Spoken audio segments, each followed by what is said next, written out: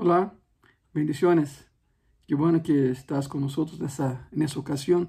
Es una ocasión muy especial porque el próximo domingo arrancaremos nuestra campaña anual de crecimiento espiritual y el tema de ese año será la palabra de Dios. Serán 40 días en la palabra. Los que estuvieron domingo pasado en Gracia y Paz se dieron cuenta de qué es lo que queremos con esa campaña de ese año. Queremos amar a la palabra como nunca la hemos amado. Queremos aprender a la palabra como nunca la habíamos aprendido y a vivir en la palabra como nunca la habíamos vivido. Por supuesto que eso implica en tiempo, implica en esfuerzo, y es lo que vamos a hacer. El domingo anterior fue el lanzamiento. Ese domingo te espero en Gracia y Paz, porque ese domingo es el primer domingo de la campaña. Serán 6 semanas muy intensas, donde aprenderemos sobre la palabra de Dios y a amar la palabra de Dios y a vivir sobre la palabra de Dios. De hecho, el domingo anterior distribuimos los kits de la campaña. Ese domingo te espero en Gracia y Paz porque es muy importante que estés. La campaña se basa en tres ejes. El primero eje es los sermones dominicales. Tienes que estar para escuchar los sermones dominicales. El segundo eje es un grupo pequeño de estudio bíblico. En Gracia y Paz no tenemos células, tenemos grupos pequeños. ¿Cuál es la diferencia? Bueno, es que una célula, uno piensa en célula y piensa a nivel geográfico, ¿no? ¿Quién va a mi célula? Mis vecinos. Ya un grupo pequeño va más allá, abarca la cuestión geográfica, pero también la cuestión de afinidad. Por ejemplo, tenemos grupos pequeños de médicos, tenemos grupos pequeños de personas que trabajan en central de abastos. El detalle es tanto por geografía como por afinidad. Y por supuesto, el tercer eje de toda la campaña es memorizar un versículo bíblico por semana. Cada semana hablaremos sobre un versículo bíblico y tienes que memorizar. Termina la campaña y tendrás mínimo 6 versículos claves en tu mente y en tu corazón. Por eso es tan importante esa campaña. Lo hacemos una vez al año con diferentes temas, claro, con diferentes temas. El último que hicimos fue hace casi 3 años. Pastor, ¿pero por qué tanto tiempo? Porque vino la pandemia y cancelamos todo. Pero ese año, con cuidado, claro, vamos a lanzar otra vez el proyecto de la campaña anual de crecimiento espiritual. Decimos el CACE, campaña anual de crecimiento espiritual. El otro año será otro tema y así subsecuentemente. Pero el tema de ese año es la palabra, 40 días en la palabra. Te esperamos el próximo domingo. Hay 2 cultos, ya saben, a las 11 de la mañana y 1 de la tarde. No vamos a colocar sillas extras. Si no llegas de la 1, ve tu tiempo, vas a entrar de la 1 de la tarde. La misma predicación, misma dinámica, pero horarios diferentes. Y hablando de la palabra, justamente el día de hoy, quiero comentarle que la Biblia es perfecta. Claro que los agiógrafos sagrados, los escritores son hombres comunes y corrientes, no son perfectos, pero la inspiración vino de aquel que es perfecto, y ese es el Espíritu Santo de Dios. Y en ese día hablaremos de 2 aspectos de la Biblia. Ya que estamos en la campaña, porque ya me considero en la campaña, ¿verdad? Hablaremos, la Biblia es perfecta, y vamos a citar 2 aspectos nada más, por hoy, 2. La Biblia es perfecta científicamente. Sí, lo oyó bien, lo escuchaste muy bien. La Biblia es perfecta científicamente. Quizá hayas escuchado en algún lugar que la Biblia se contradice con la ciencia. Eso no es cierto. Eso no es cierto. Hay personas que dicen, alguna vez dijeron, que la Biblia no es perfecta científicamente. Bueno, te diré algo. La persona que habla eso está mal. Esa persona nunca ha estudiado ni la ciencia ni la Biblia, porque si hubiera hecho, no afirmaría tal cosa. Dios estableció las leyes de la ciencia y se aseguró de que su palabra no estuviera en contradicción con esas leyes. Un ejemplo, Johannes Kepler, famoso matemático, astrónomo, un genio, Kepler. Kepler dijo en cierta ocasión, y cito, la ciencia es simplemente pensar en los pensamientos de Dios después de Él. Te voy a repetir, mira lo que dijo Johannes Kepler, uno de los más genios de la historia de la humanidad. matemático y astrónomo. Kepler dijo, la ciencia es simplemente pensar en los pensamientos de Dios después de Él.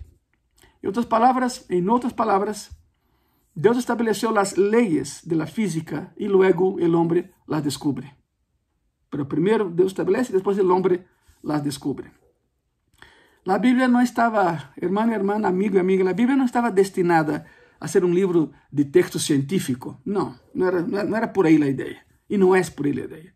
No estudias la Biblia para, por ejemplo, no estudias la Biblia para construir un cohete. No es así. Y la Biblia no usa el lenguaje científico. Pero, la Biblia nunca se contradice a la ciencia. La Biblia nunca habla mal de la ciencia.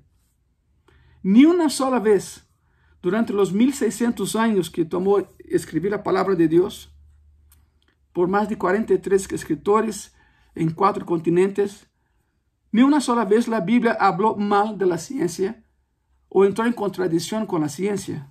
Todo lo contrario. De hecho, está siempre a la vanguardia de la ciencia. ¿Y para qué están pensando? A ver, pastor, dame ejemplos. Ok, ahí te va ejemplos. Durante miles de años, las personas creían que la Tierra era plana.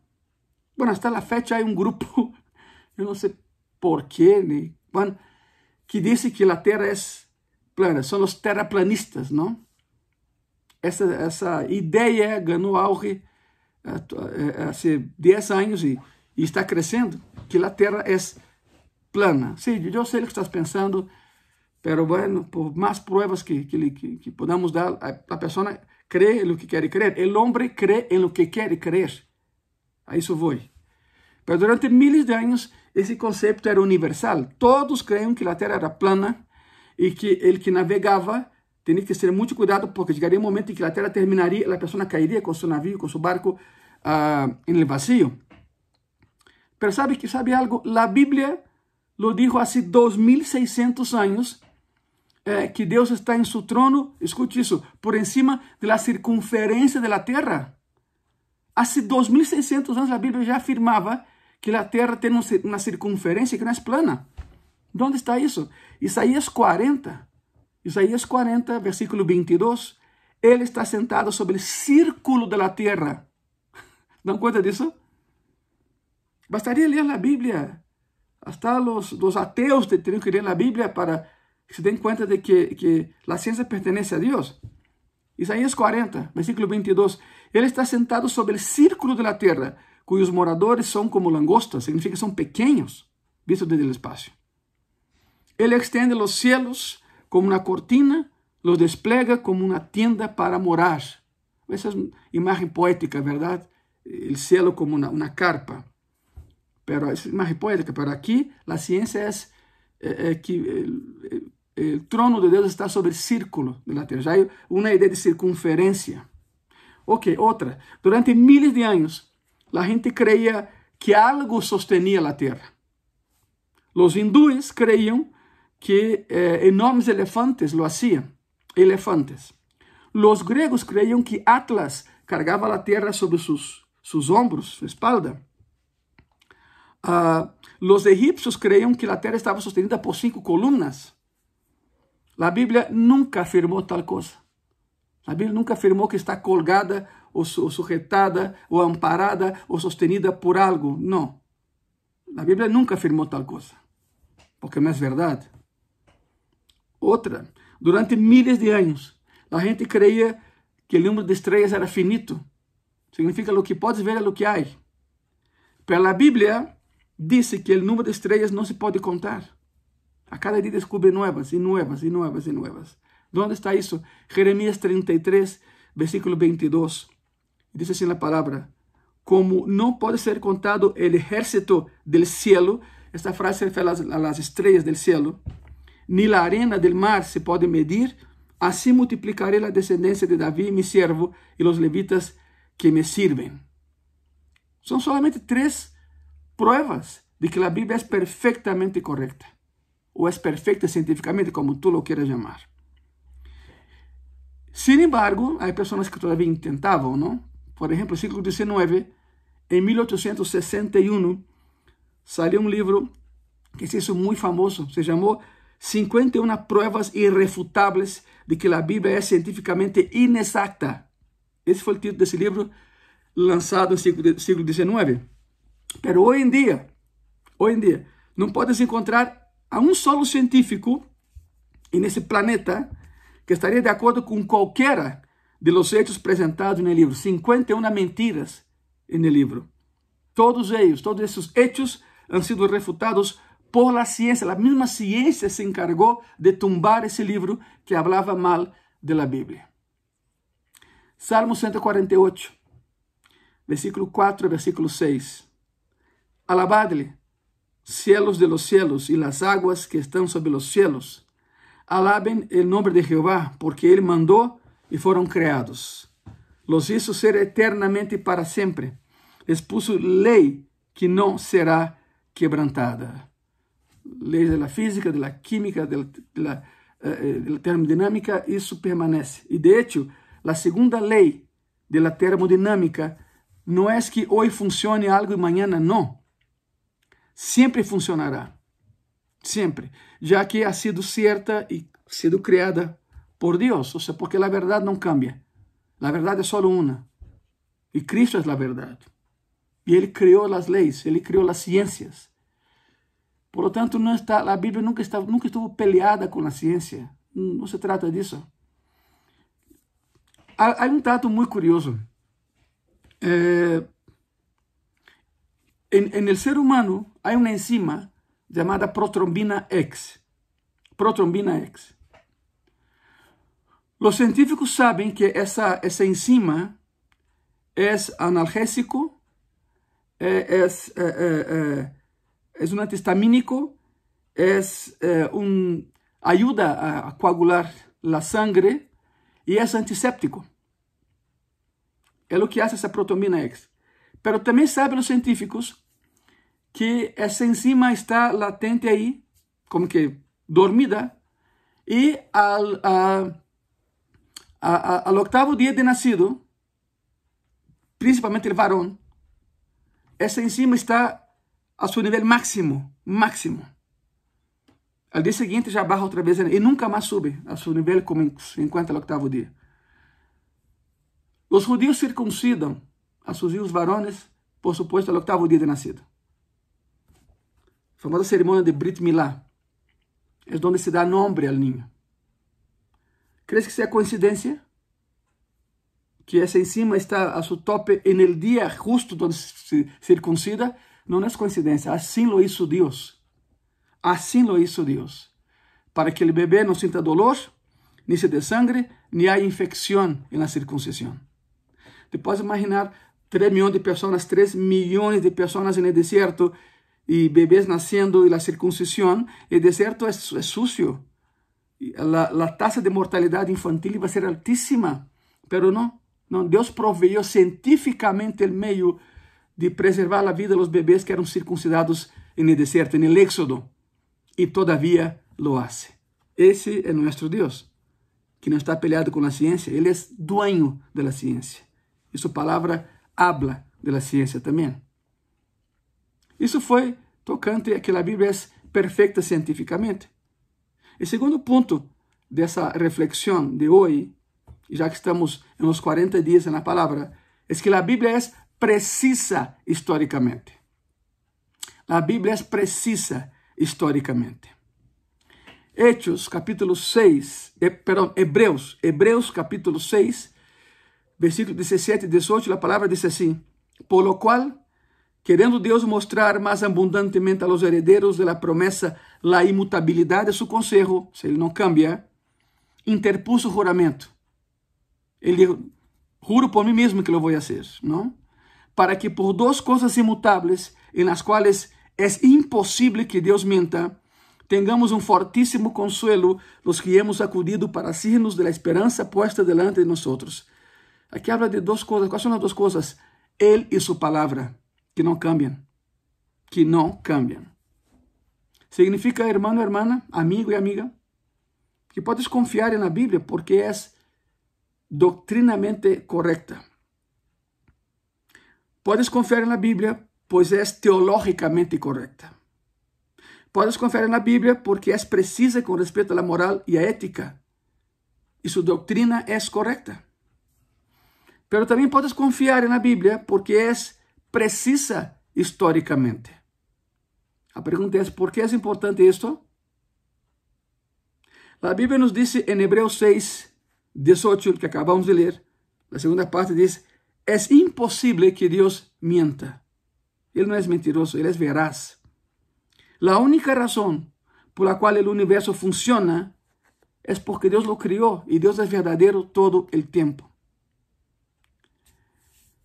¿Sabe lo que protege el planeta Tierra de los impactos, de los meteoros, cometas, de todo lo que viene?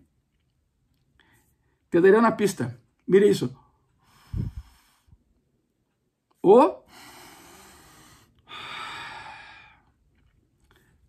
El oxígeno.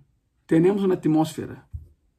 Esa atmósfera es capaz de destrozar o cuando mínimo disminuir los meteoritos que logran pasar por ahí. La enorme mayoría de los cometas y meteoritos son piedras que están juntas a través de la fuerza gravitacional, pero no están solidificadas. La gran mayoría son piedras que se juntaron por la fuerza gravitacional, entonces basta algo muy tenue como nuestra atmósfera, nuestro oxígeno, para separar eso y destruirlo. Por supuesto que no sucede eso con los cometas o meteoritos, perdón, hechos de fierro, porque hay. Esos son los que llegan e impactan. Pero aún así Dios nos ha cuidado. Pero el 98% de los meteoros que llegan a la Tierra, meteoritos, son pedazos de piedras aglomerados nada más por la fuerza gravitacional. Y cuando chocan con nuestra atmósfera, se deshacen. ¿Sabe qué es eso, no? Protección de Dios. Protección de nuestro Dios. Usando la ciencia para protegernos.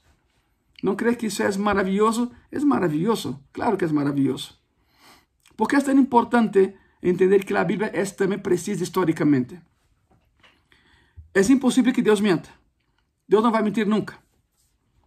Ele creó el universo y funciona bien porque el universo es veraz y refleja la gloria de nuestro Dios. Si la Biblia tiene una mentira, no es un libro veraz ni confiable, no es de Dios, porque entonces Dios miente y Dios no puede mentir. La regla es esta, pero la Biblia sí es veraz. Salmo 33, versículo 4, la palabra dice así, porque recta es la palabra de Jehová y toda su obra es hecha con fidelidad. Significa que la Biblia es correcta y verdadera sobre la salvación y sobre la historia. La Biblia no tiene dos pesos, dos medidas. Lo que es aquí, también es aquí. La pregunta es, ¿cómo sabes que la Biblia es históricamente correcta? Del mismo modo que juzgas cualquier otro hecho en la historia. Aquí viene, mira. La Biblia proviene de relatos en primera persona. Relatos en primera persona. Un historiador debe mirar si la información histórica está escrita por alguien que lo vio, ya sea de segunda mano o si se trata de una fábula escrita cientos de años más tarde. La Biblia es ante todo relatos de testigos oculares. Moisés estuvo ahí cuando el mar se dividió. Josué estaba ahí cuando los muros de Jericó cayeron. Los discípulos de Jesús estaban sentados con él y vieron a Jesús resucitado. Y así podemos seguir casi que ad infinitum, ¿no? Hablando sobre todo eso. Por supuesto que el Pentateuco, los 5 primeros libros de la Biblia, el Antiguo Testamento ya lo sabe, fueron escritos por Moisés. Estás pensando, pero pastor, Moisés no estaba en Génesis. No, no estaba ahí. Pero había algo ahí. Había alguien que sí estaba. Y era el Espíritu Santo de Dios. Y ese fue lo que inspiró a Moisés a escribir. Y el relato es perfectamente coordinado con todos los demás libros del Pentateuco y con toda la palabra de Dios. Alguien estaba ahí presente. Y ese alguien le contó a Moisés cómo fue Génesis, cómo fue el inicio. Porque claro, Moisés no estaba ahí, ¿verdad? Pero alguien sí estaba y su nombre es Jesucristo. Otro punto, la historia bíblica fue escrita con sumo cuidado, con mucho cuidado. Cuando los copistas del Antiguo Testamento, los escribas, copiaron manuscritos de uno al otro, lo hacían tão parecido como hoje uma fotocopiadora. Ou seja, foram fieles. Como sabemos isso? Porque temos acesso a como lo hicieron. Qual foi a dinâmica que os copistas usaram para copiar literalmente, ipsiliteris, o original? Eles tinham uma lista de regras, uma enorme lista de regras que utilizaram para assegurar-se de que se havia copiado exatamente igual que o original. Não havia falha aí. Eles tinham um número específico de colunas em todo o Antigo Testamento que sempre seria o mesmo. Sempre seria o mesmo. Aún as longitudes das colunas tinham que ser iguais. Porque se não fossem iguais, então a cópia agregaria uma palavra que não tem que estar aí. Miren isso, a que ponto chegaram. Sabiam quantas letras se encontravam em cada livro? Contaram. Sabiam quantas letras se encontravam em cada livro? Por exemplo, poderiam haver sabido que determinado livro tinha 1653 palavras.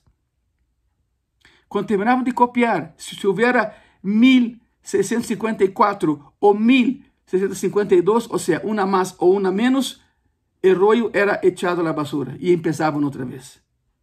Eles contavam quantas letras havia no original e depois que terminavam de copiar, contavam outra vez. E se faltava uma letra, ou se passava uma letra, significa que não foi copiado fielmente. Tiravam o rollo e empezavam o processo outra vez. Assim de meticulosos foram os copistas, os escribas, copiando o original do Antigo Testamento. Outro ponto. A arqueologia demonstra que a Bíblia é verdadeira.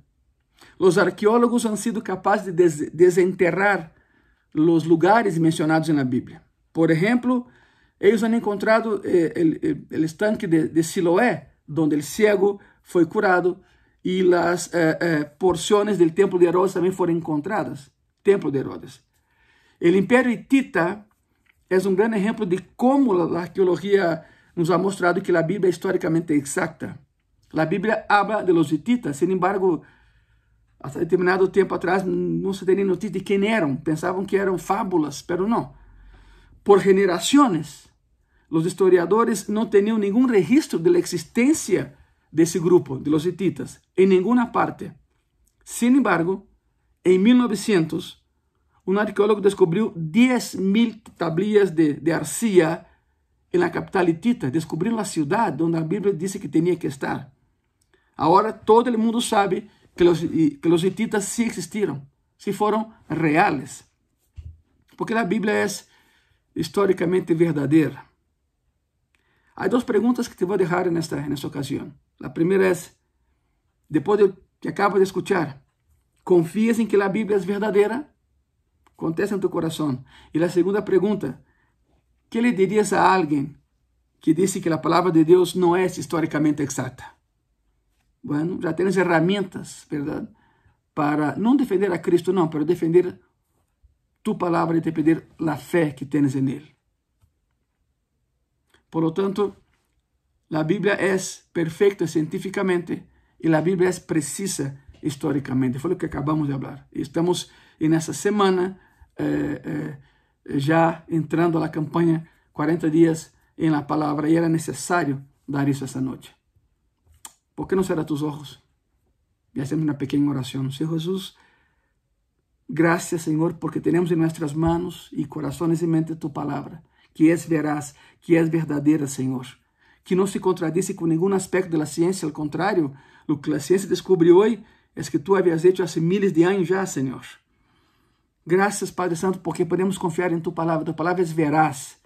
Tu palabra, Señor, é como espada de dois filos, Senhor, que corta, separa, pero sana também, em referência ao bisturi romano que se usava em los enfermos, Senhor, na cirurgia.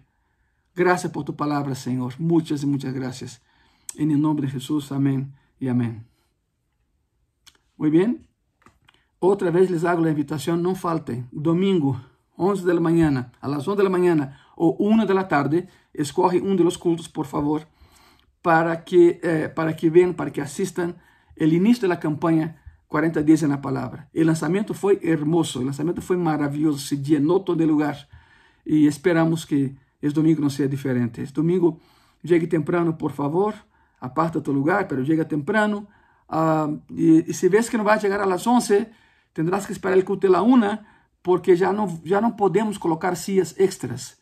Sería entorpecer el trabajo de los servidores. Por eso tenemos 2 cultos. Por eso son idénticos los 2 cultos, pero uno a las 11 de la mañana y otro 1 de la tarde. En ambos cultos vas a recibir el estudio bíblico concerniente a la predicación de domingo para que puedas dar en tu grupo pequeño en la semana y crecer. ¿Sabe algo muy curioso? Y hablé domingo y repito hoy.